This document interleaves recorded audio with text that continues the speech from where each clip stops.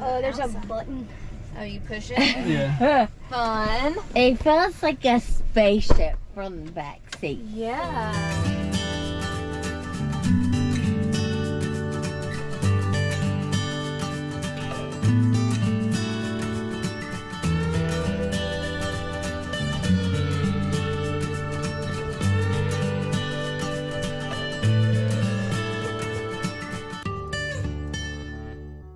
Can we do a 0 to 60? Sure, what is that? A very fast acceleration. Oh, yeah, sure. Because this go thing for can do it in I 2.6 seconds. It feels like It's you're in a faster than a roller Lambo. coaster. Oh, like, really? It's crazy. Wow. This like sounds so silent. It does. Just can you go a little bit slower at first, so it's quicker? Do you like it? Oh, I love it. You do?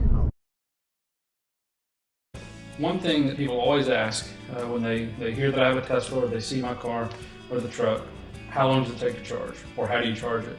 That's one of the things that they have always wondered, or the thing that's kept them from looking into EVs because they're afraid that it's going to take a super long time to charge, or they're not going to have a place to charge it, and they're going to get stranded somewhere. So anyway, I thought it would be a good subject for a video to talk through what options there are out there that you can use to charge. So I'm going to walk through each of those methods, each of the main ways, and there's a lot of other ways to do it generically. But as far as the ways that Tesla provides to charge, and just some of the charging speeds, I'll show the charging rates for the different types because they vary. And it's not as straightforward an answer as some people might expect. It's not just hey, it takes 20 minutes to charge, it takes 30 minutes to charge, because it depends on a lot of different things. So one of the main things is what your current state of charge is. So if you start to charge your vehicle and you're sitting at 60%, it's going to be much slower than if you pull up to a charger and you have 5 or 10%. Just the way the charging curve works with any rechargeable battery, a very low state of charge allows a faster charging speed. When you get up closer to full, that tapers a lot. I'm just going to be at around between 50 and 60%.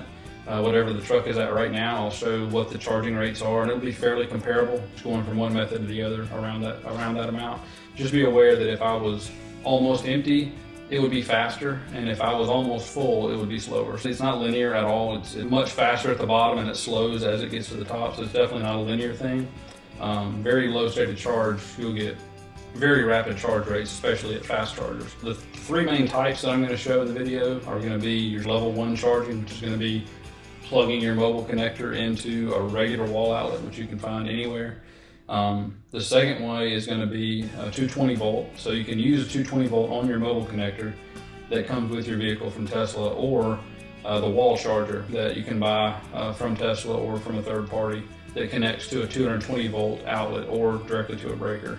And then the third and the fastest way, also the most expensive way, is DC fast charging, which that's your big superchargers if you have a Tesla. For a non-Tesla, that would be the big CCS type chargers. But for Tesla, it's the big white and red chargers that you see in parking lots and things like that. We'll get started with it and hope you enjoy the video. Thanks. All right, so for our first type of charger, we're going to go to the mobile connector, which in the Cybertruck I've got stored back in this little sub-trunk area. This charger comes with every Tesla right now. I don't know if that'll always be the case, but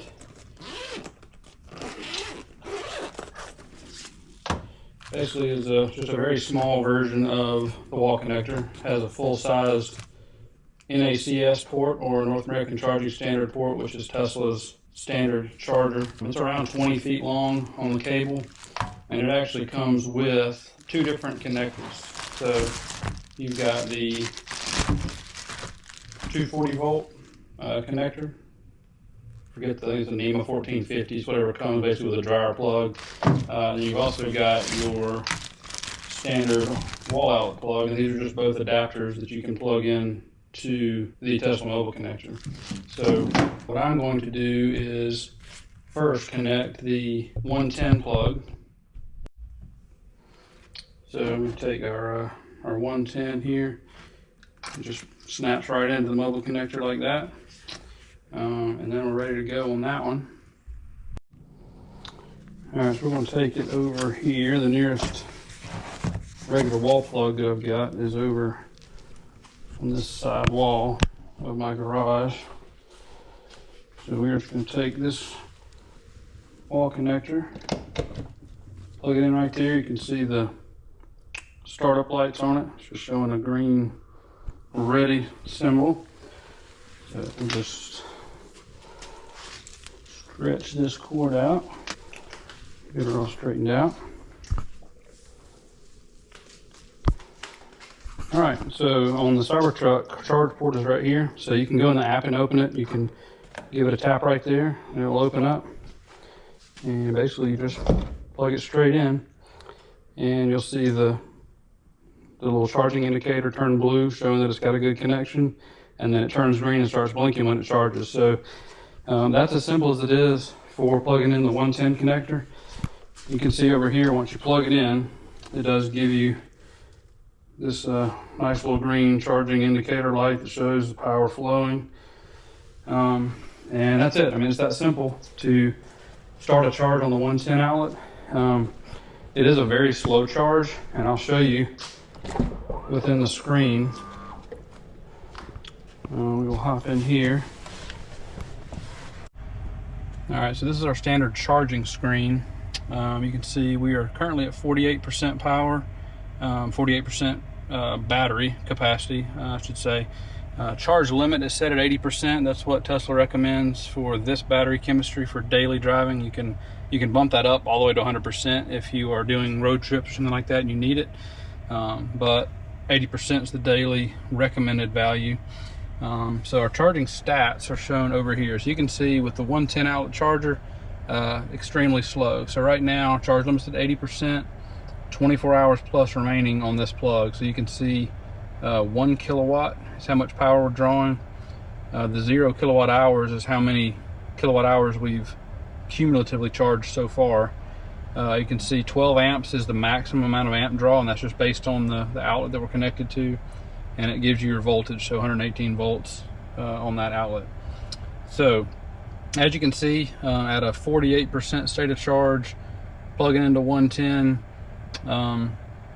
you know, if you're just parked somewhere and you really need it, it's an option that's there. Not the most ideal for you know, for anywhere on the go for sure, and really even for traveling around, unless you're just somewhere that absolutely has no other charging options. But that's there in case you need it. So that is the 110 wall charger.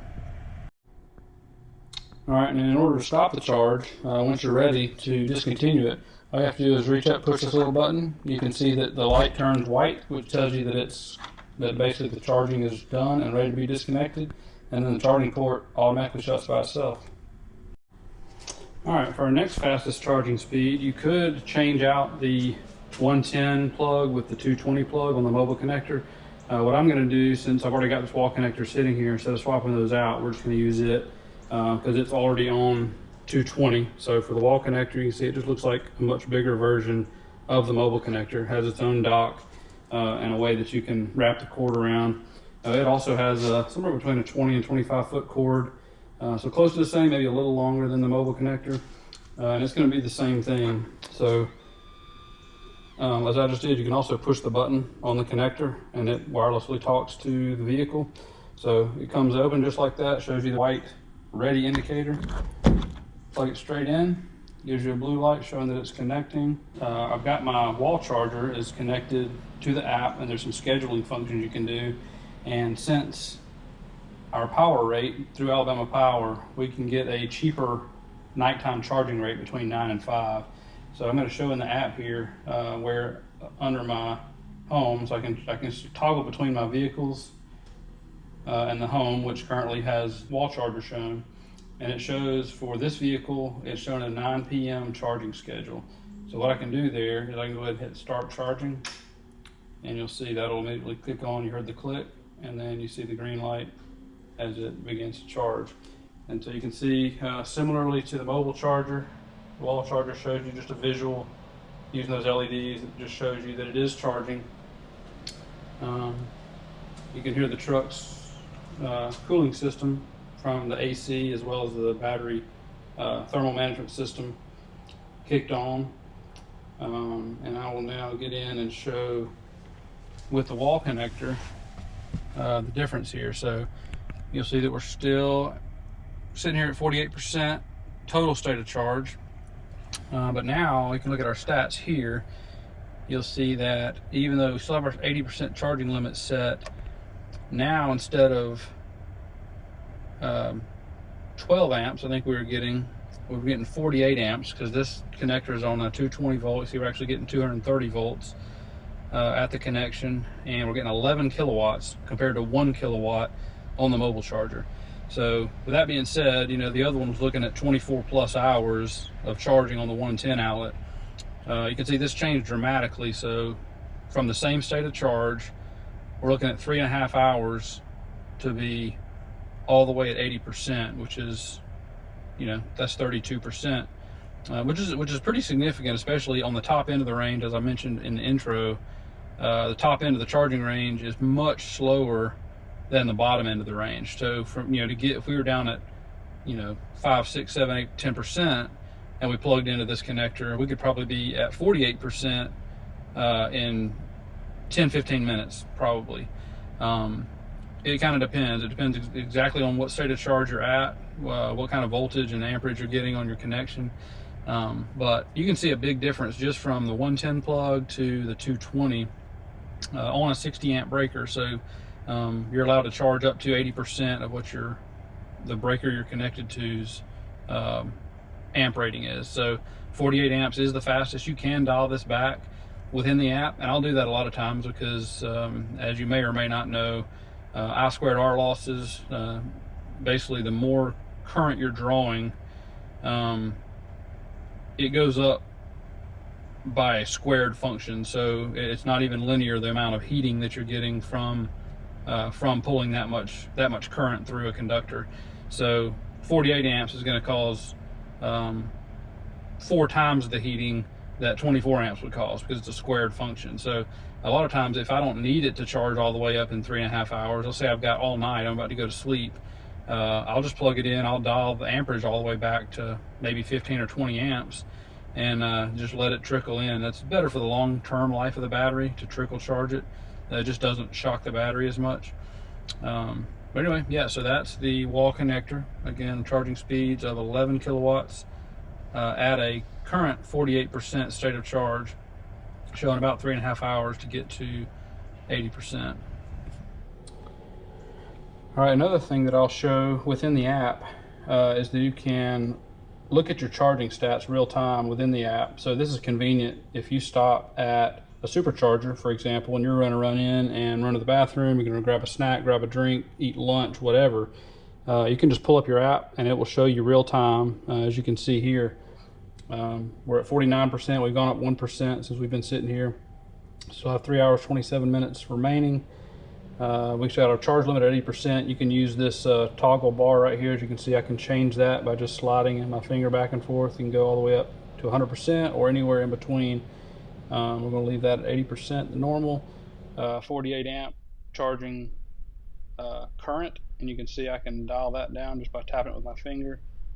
If I cut that back to say 32 amps, it's going to real time show you the difference, show you what that's going to change. You can see up at the top now 3 hours and 40 minutes, and as it senses that changing current that you've given it, you'll see it continue to change until it levels out at an equilibrium where it settles in. So you can see 5 hours 5 minutes, that would be at 32 amps. But that's going to cause, like I said, less heating on your cables and a little bit less stress on the battery to trickle it in like that. And we'll move it back up to our full 48 amps there. And you can also stop charging from the app. So if I tap stop charging, you can see that it went back to saying parked instead of giving you the charging. Shows a blue symbol on the cord there instead of the green flowing symbol. And if I come back to charger, you can see that it's got just our blue Cybertruck charging symbol there, and all I got to do is take it, push our button, disconnects and unplugs. Another thing I'll note is that it shuts on me. There's a little clamp in there, and you can see on this charger, if I can get the lighting right, that little hole right there, there's a little tab that pops up whenever you plug in, and that just helps prevent somebody from coming up and just taking your plug out. Because I've gotten that question as well, and that is, what if you're charging and somebody just comes up and decides to unplug your vehicle. Well, they can't, because your vehicle, it knows you because of your phone. Your phone's your key. When you're near the vehicle, that's what allows you to open the charge port, to open the doors. So by that little tab being in there, as soon as you plug in, it locks it in place and allows it to charge while you're away. When you walk back up to it and you push that button, it recognizes you because of your phone, or you can use your Tesla key as well, your key card, and that will allow you to unplug your adapter. It also prevents someone from stealing your mobile connector. Worst they could do is take the adapter that's over by the wall. Anyway, so that's your level 2 home and or destination chargers. So if you go to a hotel that has charging available, this is pretty much going to be what's going to be there, either the Tesla connector or a generic type adapter. If you have the generic adapter, you'll use your J1772 adapter right here. This has a NACS connector on the male end, and the female end is your J1772 adapter. So this is what I use when I charge at work, and there's some hotels and restaurants have the generic standard before for some of the other manufacturers. So a lot of the generic chargers still have that connector. So I just keep that there in case I need it. Like you say, I use it at work as well as some destination charging. All right, so I'm back in the Cybertruck here. We're going to show what the superchargers are like, and I'm going to go ahead and navigate to our nearest supercharger to show you how the screen pretty much will do this all for you. So if you're looking just for a charger specifically, you can tap on charging and it will bring up all of your nearby chargers. You can see that there's one in Dothan, so that's 4.7 miles away. The next one's in Chipley. You got one in Mariana, Defuniak Springs, Panama City, Crestview. So there's just one here in Dothan. If you were to navigate to a city that's further away, it will automatically route you there. So unless you're just going specifically to a charger to do a video like I'm doing, there's really no need to ever search for one, because wherever you're going, it will just automatically route you there, and it'll tell you which one to go to, when you're going to be there, how long you're going to have to stay there, what state of charge you're going to be at when you arrive and when you leave. It really it takes care of everything. It makes it super easy. So what I'm going to do, go ahead and tap on our Dothan charger. It's going to go ahead and navigate that route. It's showing from my house to 12 minutes around the circle. And one thing that's kind of cool, and it's going to zoom in on me, it tells you, and this is real live information, that there are 10 spots available currently. So I forgot how many are there. There may be 12, could be only 10, and maybe none of them are being used. But if someone's there charging, it will know that, and it will automatically let you know, just in case. I mean, I've only maybe once in the year that I've been driving a Tesla, I've maybe only once shown up at a charger and had to wait at all. But you know that ahead of time, so you're never going to be just surprised and get there and it's going to be completely full. You're going to know, hey, this is a busy charger. When you get there, there may not be any stalls left, but it's going to tell you how many stalls are available. If any of them are under maintenance, it will tell you that as well, and even which ones are under maintenance. You'll know when you get there which one to avoid if one's out of service. We're going to head on over to this charger, and you can see some of the data that gives you down here also. So it is currently 4:14 p.m. and based on our navigation, it's going to take about 12 minutes to get over there. 6.3 miles shows us what percentage we'll be at when we arrive. Says estimates 46%. We will head that way and pick it back up there. All right, one thing I wanted to point out, when you do navigate to a supercharger, it knows where you're headed, so it knows that we're navigating to a charger, and it goes ahead and starts preconditioning the battery for faster charging. And all that's doing is it's getting the thermal management system is getting that battery to the optimal temperature to be able to accept a charge as quickly as possible. So it's nice that they do that. You don't really know that anything's happening other than it shows on the screen right there that it is getting itself ready to accept a charge as efficiently as possible. All right, so still en route to the charger, as you can see. So one thing that I wanted to pull up, if you tap on the little pin icon that still shows 10 chargers left, if you tap on that, it pulls up information about that charger. You can set it as a favorite. You can look and see what any amenities that are nearby, or there's shopping, restaurants, bathrooms, whatever. But some of the interesting and useful information it'll actually tell you, if I can get it to focus here, it'll tell you the cost of that charger, because that does come into play. That says 36 cents if this is not focusing right. Supercharging is the most expensive type of charging, while it is the fastest. So this one's 36 cents per kilowatt hour. To compare that, you know, my home rate normally is around 12 cents a kilowatt hour for regular daytime usage. I do have a nighttime charging rate rider that allows me to get 10 cents per kilowatt hour between the hours of 9 and 5, and that's why that schedule is set at the house that I had to override for my wall connector. So yeah, we're going to be looking at 36 cents per kilowatt hour to charge, so you're looking at more than 3 times the amount, which is another reason why it makes much more sense to charge at home for your commuting and your daily use, and only use the superchargers on longer trips, you know, out of town type road trips, when you're going to want to charge faster anyway. So fast charging is not as good on the battery because it is a much more abrupt, fast, you know, high charge rate. And so just for long-term battery health, you can supercharge solely if you're in an apartment and don't have a way to hook up, you know, a wall connector where you live. It's not bad per se, it's just not as easy on the battery. So long-term battery health, supercharging is not what you want to do every day if you don't have to. It still shows 10 stalls available. There's nobody en route to this charger. There are 12 stalls total, so that means there are probably 2 vehicles there at the chargers, and we'll see that once we pull up. So here's our Tesla Superchargers. We're just going to swing down here on the end, get this last stall. Alright, so we are here at the Supercharger. So I'm going to show you just how easy this is as well. So basically, we've got just a dock like we would have at the house. There's nothing, no screen to click on. There's no, you can see it knows I'm here. I push the button and charging port open. Same exact thing as when I'm at home. You just plug it in, you wait for your charging indicator to turn blue and then to green, which I hear the system clicking in, hear the switches closing, and there, now we're charging. So you can tell these chargers are much thicker, and that's because they're putting out way more power. So a lot of that heating is going to be coming through there. These cords are actually liquid cooled, so you can hear that system start up. It actually has, you know, cooling coils, fans. It actually has liquid cooling all the way through these cables to allow it to generate that much power and transmit it to the car. So back in the vehicle now, you can see that we've dropped down about 1% on that trip over, a few miles, 12 minutes. So we're at 47%, and you can see our charging stats now. We are still set to 80% charging limit from a 47% state of charge. If we wanted to go all the way to 80%, it would take 30 minutes from right here. So you can see our charging stats here, 162 kilowatts compared to 11 kilowatts on the level 2 wall connector and 1 kilowatt on the 110 connector. So you can see we're adding 388 miles per hour of charging.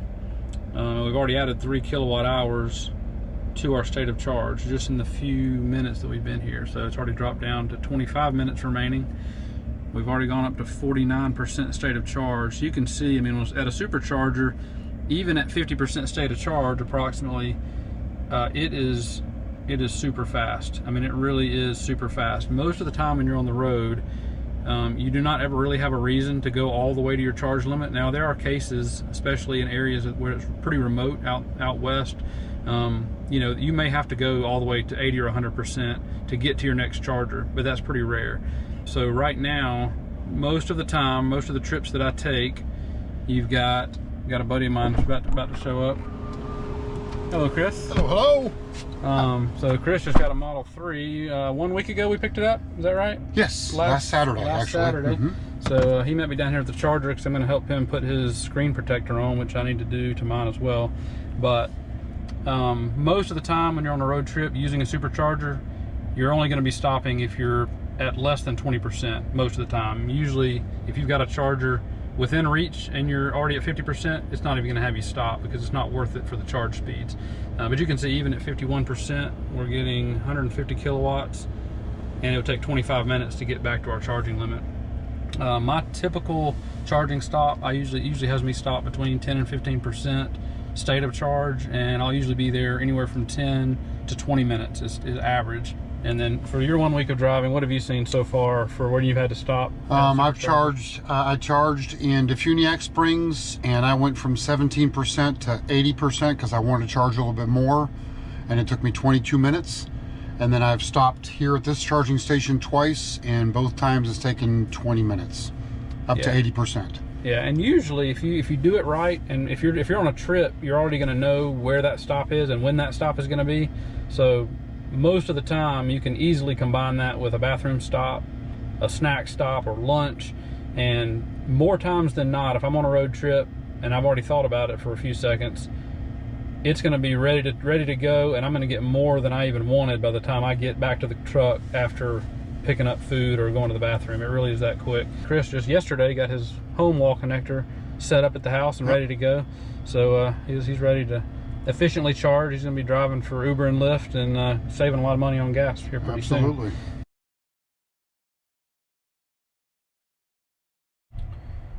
All right, well, I am headed back home. So as you can see, we are at 54%. So I only left it plugged in just a few minutes, really about as long as I talked on the video.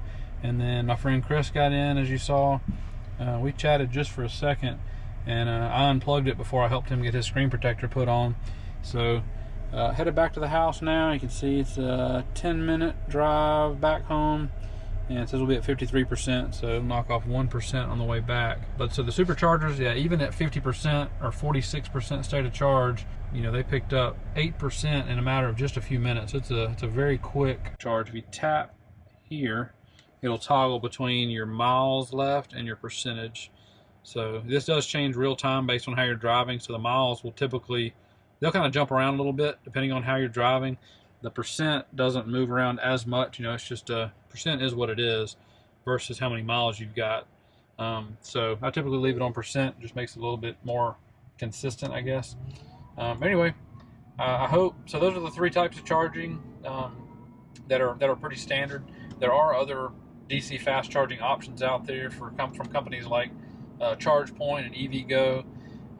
I've never actually used those to charge, and I've seen online where they're not as reliable as the Supercharging network.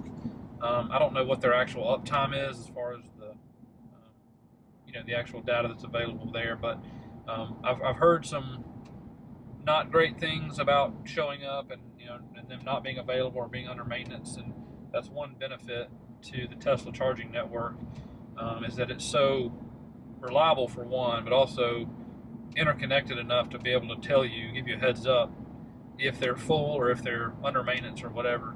So but yeah, so you've got the generic DC fast chargers like EVgo and ChargePoint. You've got the Tesla Supercharging network, which most of the major manufacturers, I think Stellantis might be the only holdout right now for EVs that are not going to the NACS connector.